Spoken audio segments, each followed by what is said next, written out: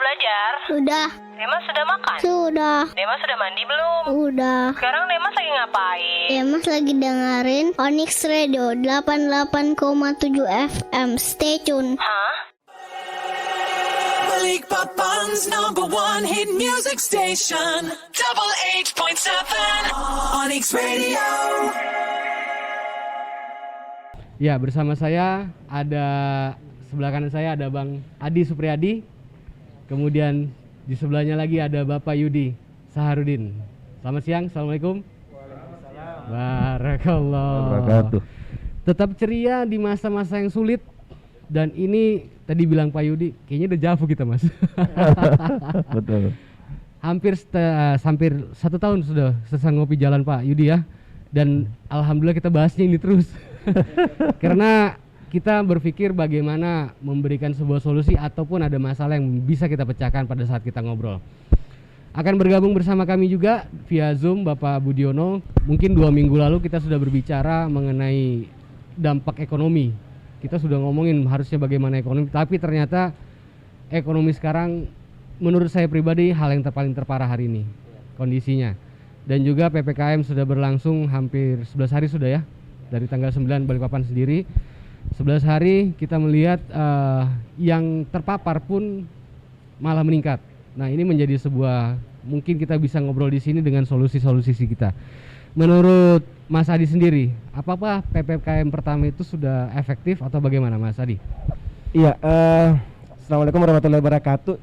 Memang kita saat ini berada pada situasi yang agak sulit karena ya tiba-tiba kemudian di bulan Juli angka yang terinfeksi COVID itu meningkat signifikan. Kalau di Balikpapan itu saat ini ada angkanya sekitar 400 sampai 500. Saat ini Balikpapan itu dengan jumlah penduduk kurang lebih 700.000, 680.000 jiwa. Ya. Angkatan kerjanya sekitar 300.000, kurang lebih 30%, sekitar 300 ribuan angkatan kerja. 30% dari itu, kurang lebih 30% dari itu adalah bekerja di sektor informal. Artinya sekitar 90%, dan ini adalah yang merasakan dampak secara langsung dari adanya PPKM ini gitu loh. Saya kira termasuk formal juga ya. Saya kira Pak Mas Sudi bekerja di sektor formal juga merasakan dampak yang sangat besar dengan adanya PPKM ini. Nah, sekarang misalnya aktivitas dibatasi sampai jam 5, ada yang jam 5 sore, ada yang sampai jam 8 sore, jam 8 malam kayak gitu kan. Malam, ya. Sehingga praktis sebenarnya, padahal jam-jam itu sebenarnya adalah jam-jam apa ya, kalau di sektor informal itu atau itu jam-jam peak season sebenarnya. Jam-jam ramenya sebenarnya di situ gitu. Jadi loh. memang faktor penyekatan jalan itu mempengaruhi sekali ekonomi. Sangat, saya kira sangat ya. Pembatasan ruang gerak masyarakat dengan penyekatan jalan itu saya kira sangat berpengaruh terhadap menurunnya kinerja ekonomi Balikpapan. Mobilisasi gitu ekonomi ya. Iya, tetapi juga menurut saya bilang ini kan berat memang ya. Satu sisi saya melihat bahwa penutupan jalan juga itu juga bisa menekan aktivitas warga sehingga angka kasus bisa kita turunkan, tetapi di sisi yang lain juga itu juga sekaligus menekan aktivitas ekonomi. Kita harus prihatin yang tentunya dengan kondisi pandemi saat ini. Jadi kenapa kita harus prihatin setiap hari, pagi, siang, atau sore, bahkan malam, kita kalau di kampung, saya mendengarkan itu suara berita duka yang ada di masjid, di surau, di Langgar, ataupun di tempat-tempat lain. Tentunya dengan keluarnya surat edaran Bapak Wali Kota nomor 2722 yang mengacu kepada instruksi Mendagri, yaitu nomor 20 tahun 2021, tentunya seluruh kegiatan kita itu diadakan pembatasan kegiatan masyarakat. Untuk apa? Tujuannya itu tadi, menekan kurva yang tinggi sekali karena kondisi kita tidak siap. Contoh saja, rumah sakit kita penuh. Kita tidak mampu lagi dan kita sedang memikirkan rumah sakit darurat. Bapak Ibu yang saya hormati, pendengar dimanapun Anda berada, kita tahu bahwa varian COVID-19 ini kita belum bisa dan belum ada obatnya. Kita hanya menjaga imun dan pemerintah hanya memberlakukan pembatasan kegiatan. Karena kita tahu bahwa penyebarannya yang begitu cepat. Bapak Ibu yang saya hormati dimanapun Anda berada, hari ini kita bicaranya sudah keselamatan jiwa warga masyarakat kita. Kita introspeksi dulu agar kita semua bisa menjaga kesehatan kita. Tentunya pemerintah juga hadir. Salah satunya kegiatan-kegiatan tersebut, baik pelaku usaha maupun pribadi orang per orang, itu diatur. Salah satu contoh, kalau kemarin ada PPKM Mikro darurat ini diberlakukan, salah satunya ada kegiatan esensial, non esensial, pemerintahan, dan lain-lain. Semuanya jelas. Jadi kami mohon dengan hormat, dengan segala kerendahan hati, kita mau natuhin aturan itu. Saya miris setiap hari, saya sedih setiap hari mendengarkan kabar duka. Kita sedih semua. Kita hari ini harus berdoa. Mungkin saudara-saudara kita yang sedang berjuang untuk penyembuhan COVID-19.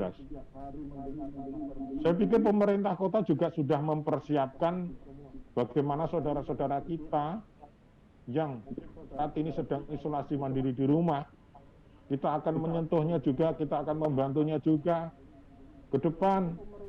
Kita akan membuat dapur umum dan kita antarkan. Yang sudah berjalan, yang sedang isolasi mandiri di rumah, kita juga antarkan obat.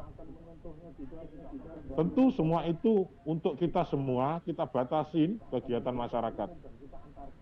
Dan saya juga yakin pemerintah pusat saat ini sudah merumuskan di dalam alokasi anggaran. Jadi kalau disebutkan bagaimana pelaku usaha, semua untuk pemerintah pusat saat ini untuk jaring pengaman sosial, jaring perlindungan sosial, itu sudah menargetkan atau sudah menganggarkan 187 triliun. Ada di sana penerima PKH, KIS, dan segala macamnya. Dan nanti bantuan beras juga itu 10 kilogram. Kesehatan juga sudah dianggarkan oleh pemerintah pusat melalui Bapak Menko dan Ibu Menteri Keuangan, itu ada 214 triliun. Nah, ini alokasi tersebut itu juga untuk UMKM dan koperasi. Saya pikir pemerintah saat ini sedang gencar-gencarnya dan memperhatikan juga terhadap pelaku UMKM. Kemarin saya mengikuti Ibu Sri Mulyani untuk membantu pengusaha-pengusaha. Salah satunya juga ada nanti subsidi untuk, tadi kalau dikatakan listrik, nanti ada subsidinya. Terus ada program prioritas juga, insentif untuk usaha. Itu anggarannya 62 triliun. Anggaran tersebut itu adalah tarif PPh badan, terus final UMKM, PPNBM, dan mungkin juga nanti ada sektor-sektor usaha lain. Nah, saya pikir kita semua saat ini sedang sepakat bersama-sama kita mengutamakan keselamatan dan kesehatan kita masing-masing. Saya tahu juga masyarakat saat ini sedang dibatasi mungkin kegiatannya. Tapi yakinlah kalau ada kemarin penutupan jalan masih ada solusinya. Salah satunya pengusaha-pengusaha kecil nanti juga akan dibantu pemerintah pusat.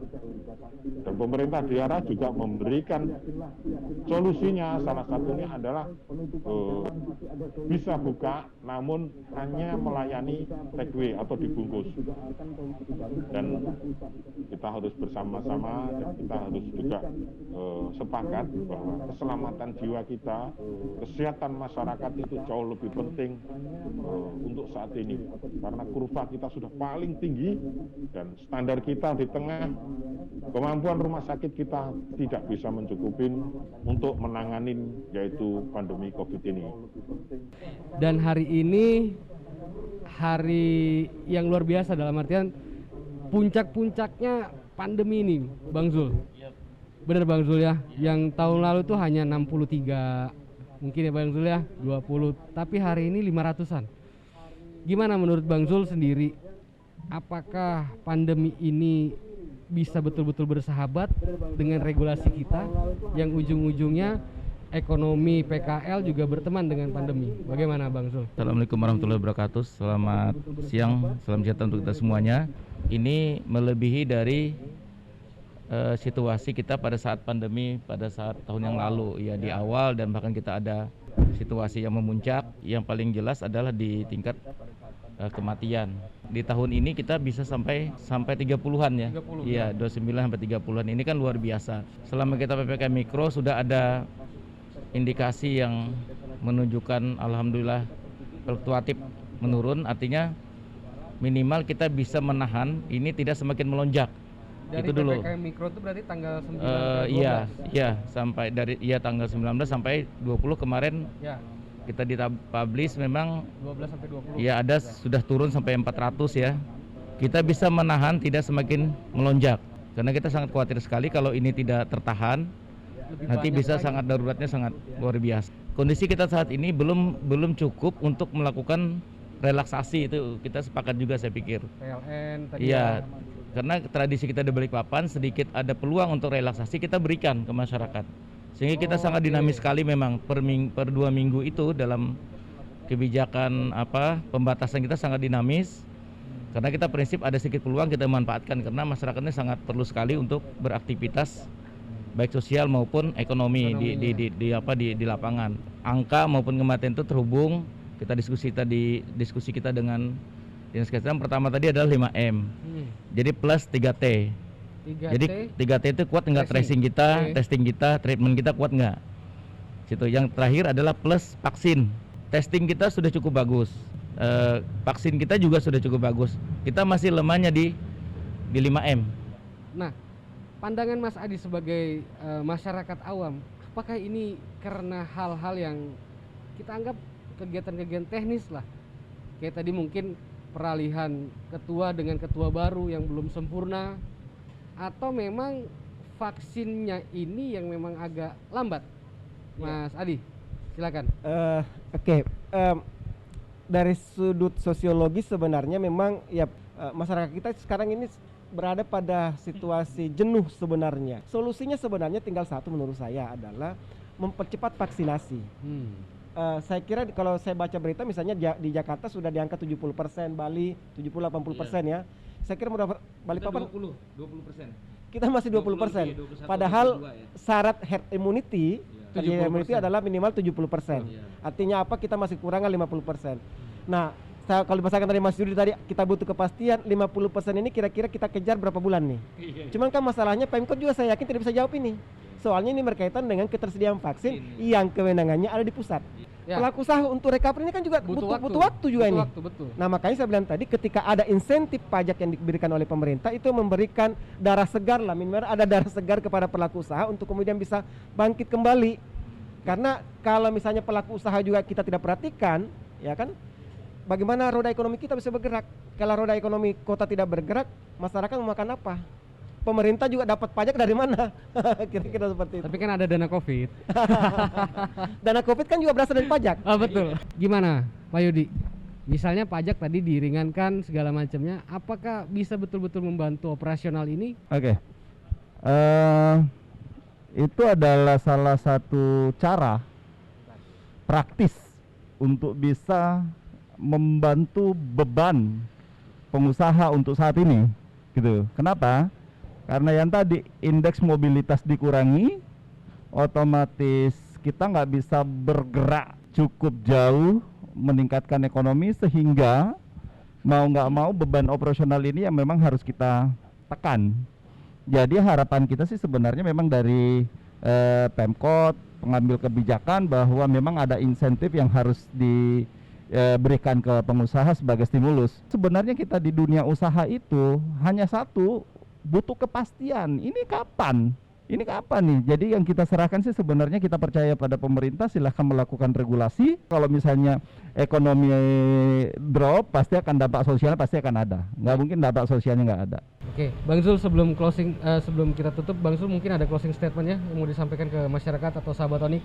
Ya, mudah-mudahan kita bisa turun dari PPKM darurat ke level 4 lah, supaya nanti kita sudah mulai ada relaksasi. Kita berharap seluruh tadi yang meringankan beban masyarakat ini bisa kita lakukan. Yang pertama, berapapun nilainya, subsidi sangat bermanfaat, ya kan, kepada masyarakat kita. Apakah bansos dari pengawasan sosial itu perlu disegerakan. Kita juga dukung sama-sama tadi yang berbagai macam harapan dari pelaku usaha untuk ada relaksasi di bidang perpajakan, listrik, dan sebagainya yang tujuannya adalah memperingan beban pelaku usaha. Kos usaha ini kan bebannya sangat luar biasa, ini bisa kita percepat. Nah, berikutnya yang terakhir, kita memang tidak ada pilihan lain kecuali kita mendisiplinkan diri. Baik, terima Ya. kasih Bang Zul tambahannya. Mas Adi, banyak sekali Mas Adi yang apa ya istilahnya menjadi, mudah-mudahan ini bisa didengar dari pihak pemerintah ya Mas Adi ya. Kita melihat bahwa kondisi ini memang kondisi yang sangat sulit. Kita sebagai masyarakat biasa pun juga berpikir agak susah, dan pemerintah pun mudah-mudahan lebih bijak dengan masyarakat biasa seperti kita di sini. Silakan Mas Adi. Semoga Balikpapan bisa turun, ya bukan lagi PPKM darurat. Kita berharap yang pertama adalah Pasul dan kawan-kawan Satpol PP itu bisa lebih humanis. Kemudian yang kedua adalah kita berharap pemerintah bisa segera menyalurkan berbagai macam bansos, bantuan sosial maupun insentif. Ini harus segera disegerakan. Kemudian yang ketiga adalah ya tentunya kita berharap dan sama-sama berdoa mudah-mudahan pandemi ini bisa segera berlalu. Baik, terima kasih Mas Adi. Pak Yudi, wah ini closing statementnya harus kuat nih Pak, biar lolos nih listrik kita. Karena saya juga pengguna listrik terbesar Pak. Harapan kami sih sebenarnya selain menekan angka ini, ada cara lain yang bisa digunakan untuk tetap menjalankan roda ekonomi.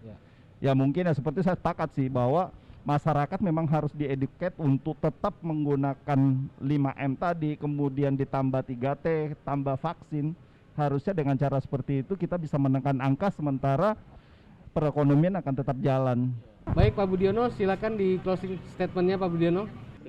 Usaha kita hanya sebatas mencegah, dan itu pun baru vaksin. Vaksin pun kalau kata ahlinya ada varian baru, vaksinnya juga belum mumpuni. Oleh karena itu, hari ini kita mengikuti pemerintah, dan pemerintah juga sangat memperhatikan semua pihak, baik itu UMKM, masyarakat, dan pelaku usaha. Kita coba sama-sama mengikuti pemerintah dan kita mentaatin. Ya, kalau kita hari ini masih sehat, harus kita pertahankan, dan kita harus berdoa saudara kita, tetangga kita yang saat ini terpapar atau kita sudah ditinggal oleh saudara kita karena tidak mampu dengan kondisi tubuhnya terkait imunnya. Mari sama-sama kita introspeksi diri, jangan ego. Sekali lagi, semua menahan diri untuk bisa selamat dari pandemi ini. Kalau pemerintah hadir dengan segala macam bantuan dan subsidi, kita menunggu, karena itu sudah ditetapkan oleh pemerintah pusat. Jadi sekali lagi saya bermohon, kita hari ini menahan diri untuk introspeksi diri. Tentunya di media juga saya jangan berharap tidak memberikan kabar-kabar atau berita yang tidak pas, dari mana sumber dan validasinya. Aparat juga sudah capek, aparat juga lelah siang dan malam mengatur kita agar pergerakan pembatasan kegiatan masyarakat bisa diatur. Tapi ada satu hal sisi jelek yang selalu ditampilkan. Saya berharap jangan begitu karena situasi kita sedang sulit. Terima kasih Bapak Ibu, saudara-saudara pendengar Onyx Radio dimanapun berada. Mari bersama-sama kita melaksanakan aturan dari pemerintah untuk mencegah COVID ini, bagaimanapun juga kesehatan yang paling utama. Semoga kita semua bisa mempertahankan kesehatan kita Dan tentunya jiwa sosial kita terhadap saudara-saudara kita yang sedang terpapar, kita bisa membantunya. Kalau tidak bisa lewat fisik, bantuan material, kita bisa hanya doa. Saya pikir itu yang bisa saya sampaikan. Sekali lagi terima kasih. Semua harus introspeksi diri untuk menurunkan pandemi COVID ini. Terima kasih. Ya, terima kasih semuanya atas waktunya. Hampir 2 jam kita bicara, mungkin di lain kesempatan kita akan diskusi lagi mengenai ini. Pak Yudi, jangan bosan-bosan Pak Yudi ya. Mas Adi, Bang Zul, terima kasih atas kehadirannya. Baik, sahabat Onyx, demikian pembahasan kita. Tetap jaga kesehatan kalian semua, jangan aneh-aneh dan jaga berita ini baik-baik. Ya, terima kasih. Saya pamit. Assalamualaikum warahmatullahi wabarakatuh. Waalaikumsalam warahmatullahi wabarakatuh.